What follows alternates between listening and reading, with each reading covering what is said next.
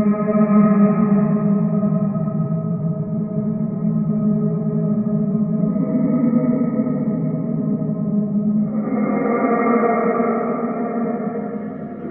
Dian tinggal di rumah kos ini?"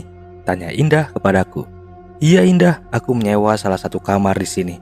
"Emangnya ada apa ya?" Mbak Dian gak takut, karena menurut cerita orang-orang, rumah kos ini terkenal angker, apalagi kamar 13-nya. "Hah? Aku yang menghuni kamar 13 itu?" "Seriusan Mbak Dian?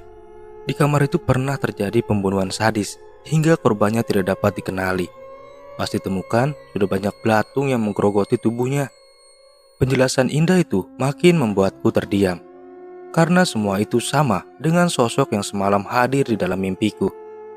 Saranku, Mbak Dian lebih baik pindah saja dari situ, karena sebelumnya sudah memakan korban, terang Indah. Aku coba tenang dan terus beristighfar ketika mulai memasuki rumah kos. Kubuka pintu kamarku ini. Kumasuki kamar kali ini dengan semakin banyak cerita seram.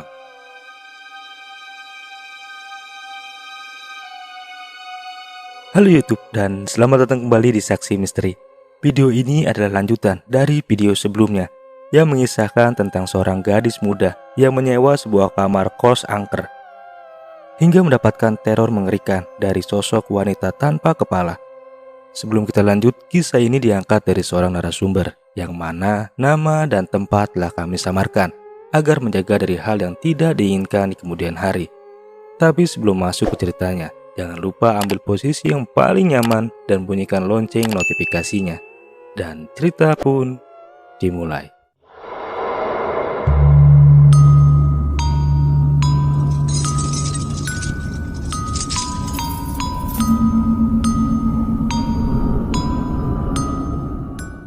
Malam ini mungkin akan menjadi malam yang panjang bagiku. Teror sosok mayat yang 20 tahun yang lalu ditemukan di dalam kamarku ini seakan menikmati setiap terornya kepadaku. Namun apa salahku hingga sosok hantu tanpa kepala itu terus menghantuiku? Atau mungkin ada pertanda lain dari setiap terornya? Allahu Akbar, Allahu Akbar. Suara azan maghrib pun mulai berkumandang. Bergegas, ku tarik handuk dan mulai masuk ke dalam kamar mandi. Tak lupa ku buka keran untuk mengisi air di dalam bak. Ku ambil sampo dan mulai duduk menghadap keran, sambil membersihkan rambutku yang cukup panjang. Di antara suara air, terdengar samar-samar suara wanita yang sedang berbicara. Lalu, siapa yang sedang bicara itu? Ku matikan keran guna memperjelas suaranya. Namun tidak ada suara siapapun di sana. Mungkin aku salah dengar. Kulanjutkan mandiku, mulai kubasuh rambut yang terurai, hampir menutupi seluruh wajahku. Namun mata ini seakan tertarik ke arah depan. Ya, tepat di hadapanku, terlihat kaki lain yang penuh dengan lumpur. Kaki itu sangat kotor, dengan kuku yang menghitam. Segera ku angkat wajah ini dan coba memastikan pandanganku. Namun tetap tidak ada siapapun. Kurai gayung karena mata ini menjadi perih, karena aku memaksa membuka mata tadi. Namun, mengapa gayung ini serasa rambut? Kembali ku buka mata ini dan kini kepala itu tepat di tanganku. Dengan senyum mengerikan, dia menatapku tajam. Kedua bola matanya keluar bersama belatung. Sosok kepalanya terus tertawa hingga membuatku nyaris pingsan. "Tolong aku Dian, tolong aku, bantu aku Dian." Sosok yang tadinya tertawa kini seakan memelas belas kasihan. "Tolong aku Dian, sempurnakan ragaku." Wajah yang kulitnya nyaris terkelupas itu kini tepat berjarak 1 meter di hadapanku. Di balik rintihannya terselip ancaman jika aku tidak membantunya, maka dia akan menghantuiku sampai aku menerima akibatnya. Aku hanya dapat menangis lemah tak berdaya. Aku tak sanggup mendapatkan teror seperti ini. Ya Allah, selamatkanlah hamba. Kupanjatkan doa kepada Sang Pencipta hingga suara tangis dan tawa itu menghilang. Diikuti rintihan suara yang mengancamku, "Jika kau tidak membantuku, maka aku akan menghantuimu. Ingat Dian, pergi dari rumah ini atau aku akan menghantuimu hingga tugasmu selesai." Seketika tubuhku yang tadinya kaku kembali bisa digerakkan. Secepat kilat aku berlari menuju lantai 3. "Mbak Wulan, Intan, tolong aku!" Ku gedor pintu kamar mereka. Dian, tubuhku membeku mendengar suara dari belakang. Aku tak sanggup menatapnya. Dengan mata terpejam, aku berlari kembali ke arah lantai 2. Namun belum juga sampai ke arah tangga menuju lantai 2. Tanganku ditarik oleh sosok yang tadi memanggilku. Kamu mau kemana? Kembali ke kamarmu sekarang juga. Bu Marni? Kutatap wajah yang ternyata itu adalah Bu Marni. Sedang apa kamu di sini? Sedangkan tak ada siapapun di lantai 3 ini. Maksud ibu?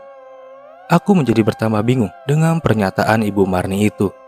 Lantas kutatap koridor di lantai 3 dan ternyata tidak ada satupun lampu yang menyala.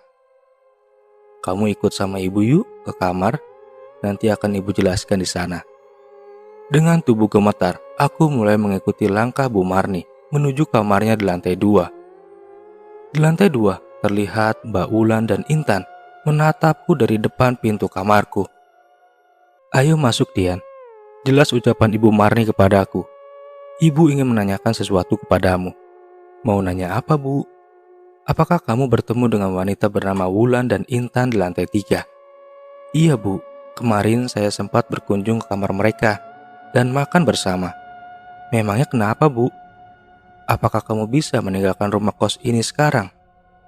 Pertanyaan Bu Marni makin membuatku kebingungan. Memang ada apa, Bu, sampai ibu mengusirku begini? Ibu sudah tak sanggup lagi, Dian. Ibu mau menghentikan ritual terkutuk yang sudah dijalankan dia. Sosok Wulan dan Intan yang sebelumnya kamu temui adalah tumbal pesugihan anak ibu untuk kekayaan. Dia membangun rumah kos ini sebagai tempat wadalnya. Itulah mengapa harga sewa di rumah ini sangat murah untuk menarik pekerja di sini dan membunuh mereka. Setiap tahun akan ada satu nyawa yang akan ditumbalkan. Awalnya rumah kos ini begitu ramai. Namun semenjak kematian dari setiap penghuninya membuat siapapun takut tinggal di sini. Ibu tak kuasa menumbalkan orang lagi. Ibu lelah mendengar suara tangis dan rintihan mereka. Lantas mengapa Mbak Intan dan Wulan terus menakut-nakutiku, Bu? Mereka hanya coba menyelamatkanmu dari tumbal. Karena tumbal ini mewajibkanmu untuk tinggal selama 7 malam di sini. Setelah itu, kamu mati dengan caranya. Ada yang menghilang, ada juga yang mati dengan cara mengenaskan seperti Wulan, Intan, dan Indah. Tubuh mereka hancur dan membusuk. Ibu juga bingung mengapa hanya mereka bertiga yang meninggalkan jejak. Maka lebih baik kamu pergi dari sini, Dian. Biar ibu yang menanggung semuanya. Ayo, sekarang kita keluar dari rumah ini. Tanpa berlama-lama, Bu Marni segera menarikku menuju lantai 1, diikuti 2 sosok menyeramkan dari kamarku. Entah itu Mbak Intan atau Wulan, namun sosok itu seakan menemani kami turun ke bawah.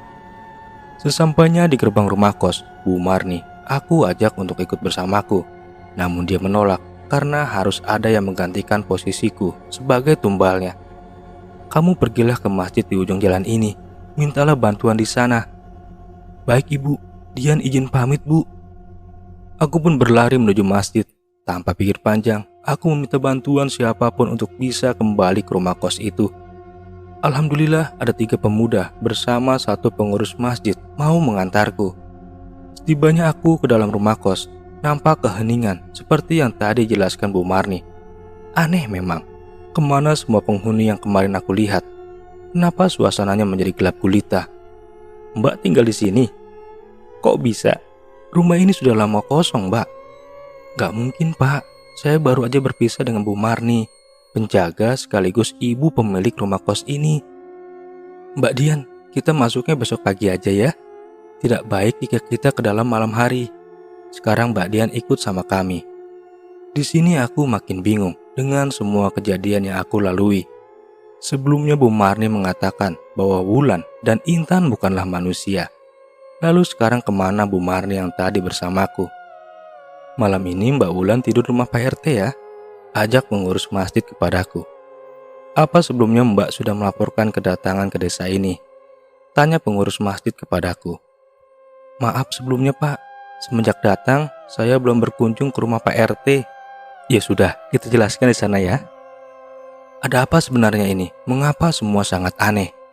Setibanya di rumah Pak RT, beliau memintaku masuk bersama pengurus masjid. Beliau pun menjelaskan kondisiku kepada Pak RT. "Mbak Dian, saya Munir, ketua RT di sini. Apa Mbak menghuni di rumah kos itu?" "Betul Pak, saya menghuni kamar 13 di sana." "Lalu Mbak sedang apa di kota ini?" tanya kembali Pak RT kepadaku. "Saya bekerja di pabrik garmen di ujung gang ini Pak." "Pabrik?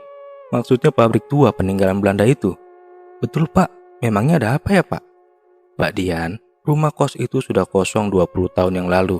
Dan pabrik tempat Mbak bekerja pun bernasib sama dengan rumah kos itu. Dulu pemilik rumah kos itu adalah pemilik pabrik di sebelahnya. Namun karena banyaknya kasus kematian dan orang hilang di rumah kos itu, membuat warga mulai curiga. Yang ternyata Bu Marni ikut membantu putranya untuk menumbalkan karyawan atau penghuni di rumah kos itu. Kasus yang paling mengerikan adalah kematian Wulan, Intan, dan Indah. Ketiga wanita itu mati dengan cara yang tak wajar. Wulan kepalanya putus dan menggantung di kipas angin di dalam kamar. Lalu Intan terjatuh di dalam kamar mandi hingga kedua matanya keluar. Dan yang terakhir Indah, tubuhnya terpotong mesin di pabrik setelah seminggu tinggal di kamar itu. Indah, gadis yang waktu itu memintaku untuk pindah kos. Lalu bagaimana dengan nasib Bu Marni Pak? Bu Marni akhirnya gantung diri di dalam kamarnya setelah meracuni putranya. Dan rumah itu bersama pabrik juga ikut ditutup karena pemiliknya mati. "Oh iya, tanggal berapa ini?" tanya PRT kepada pengurus masjid. Dan pengurus masjid pun menjawab, "Tanggal 13 bulan 3 Pak." Pantas saja, hari ini adalah genap 20 tahun kejadian itu terjadi. Tampaknya Bu Marni dengan para korban meminta disempurnakan kematiannya. Keesokan harinya, aku, Pak RT bersama beberapa orang kembali ke rumah kos itu dan mulai membersihkan rumah itu. Tak lupa aku mengambil semua barang-barang yang ternyata kamar yang sebelumnya rapi hanyalah ruangan kosong penuh bercak merah pada dinding dan lantainya. Warga juga sepakat untuk menggunakan bangunan tua itu sebagai rumah baca Quran dan pengajian. Mereka tidak ingin iblis pesugihan itu terus menghuni di dalamnya dan menakuti warga. Aku pun diantar pulang ke kampung dengan dibekali sedikit uang. Aku bahagia dapat selamat dan kembali bertemu dengan keluarga. Karena kejadian ini menjadi pelajaran berharga untukku. Dan cerita misteri pun selesai. Terima kasih banyak.